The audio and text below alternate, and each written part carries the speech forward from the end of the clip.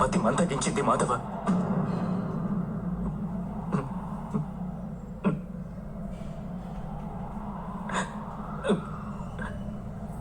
నాలోని అణువణువు కంపిస్తోంది. ఇప్పుడు నా చేతులలో శస్త్రాన్ని ఎత్తే శక్తి లేదు. నా గాంధీవం చేతి నుండి జారిపోతుంది మాధవ.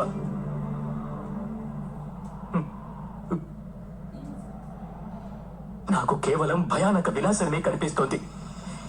కేవలం భయానక వినాశనం.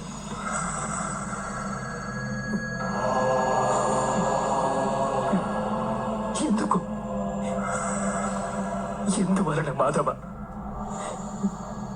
ఎందువలన? అవమాన భారం, అన్యాయం గురించి ఆలోచన, లేదా ప్రతీకార సంకల్పం, ఇలాంటి ఏ కారణము లేదు నాకిప్పుడు ఏ కారణము లేదు మాధవ. ఇంతటి మహావిధ్వంసాన్ని నేను స్వీకరించేందుకు వద్దు మాధవ. విధ్వంసమే నవనిర్మాణానికి కారణం పార్థ.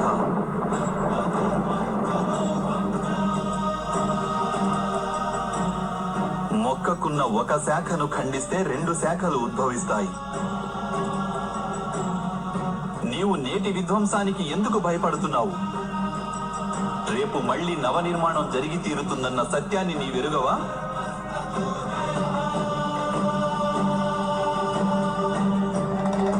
క్లైబ్యం మాస్మగమః పార్థ నైతత్వయుపపద్యతే. ఈ నపుంసకత్వం నీకు శోభించదని గుర్తించు. యుద్ధం చేయడమే నీ కర్తవ్యం పార్థ. శస్త్రాన్ని సంధించు.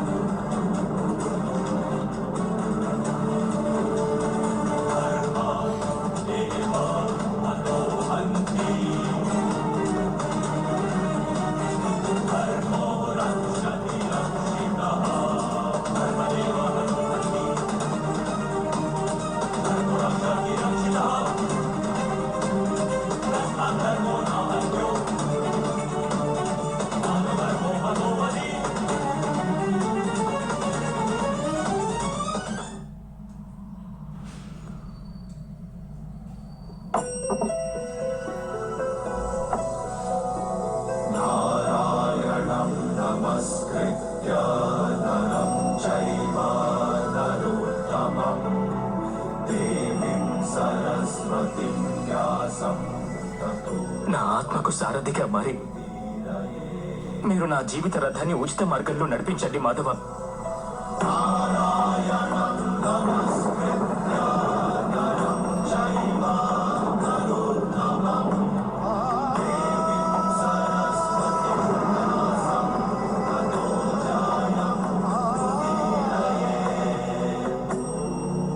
నేనేమి తెలుసుకుంటే నా దౌర్బల్యాన్ని వదిలిపెట్టగలను చెప్పండి.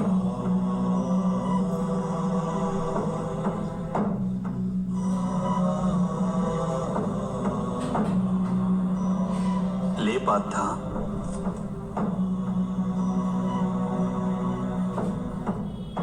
శ్రద్ధగా విను. జీవిత రహస్యాన్ని తెలుసుకో. లోకం యొక్క వాస్తవిక రూపాన్ని అర్థం చేసుకో. గంగా ప్రవాహంలో పిడికిలిని ముంచి వెలికి తీసినచో నీకు ఏదీ ప్రాప్తించదు. కానీ అరచేతులతో దోసిలి పట్టి గంగా ప్రవాహంలో ముంచితే ఆ గంగా జలంతో నీ జీవితం పావనమవుతుంది. పరబ్రహ్మం విభాజన చెంది పురుషుడు ప్రకృతి ఉద్భవించాయి. అప్పుడు పురుషుడు అంటే పరమాత్ముని అంశ ఆత్మగా మారి ప్రకృతిలోని ప్రతి వస్తువులోనూ నివసించడం జరిగింది. ఆ ఆత్మను మోహం, అంధకారం ఆవరించాయి పార్థ. ఆ మోహ నిద్ర నుండి జాగృతమై తనని తాను పరమాత్ముని అంశగా తెలుసుకోవడమే ఆత్మ యొక్క కర్తవ్యం, ఉద్దేశ్యం. అదే జీవన కార్యం. కానీ మాధవ, ఒకవేళ ప్రతి ఆత్మ పరమాత్మ అంశ అయితే మరి ఉన్నతి అధోగతి స్వయంగా పరమాత్మే చేస్తున్నాడా? బురదలో పడిన రత్నం ఏ విధంగా ప్రకాశించదో అదే విధంగా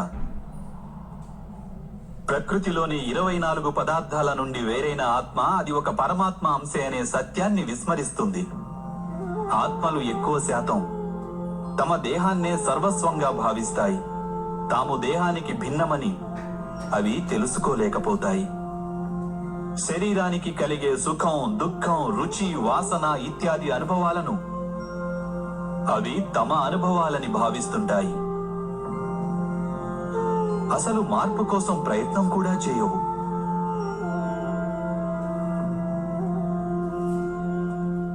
ఇలా మార్పు కోసం ప్రయత్నం కూడా చేయని ఆత్మలు నిరంతరం అధర్మం చేస్తూనే ఉంటాయి.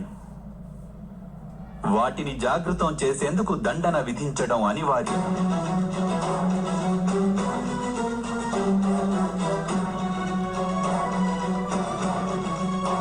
నీవు ఇది తెలుసుకో పార్థ, నీవు శరీరానివి కాదు, కేవలం ఒక ఆత్మవు.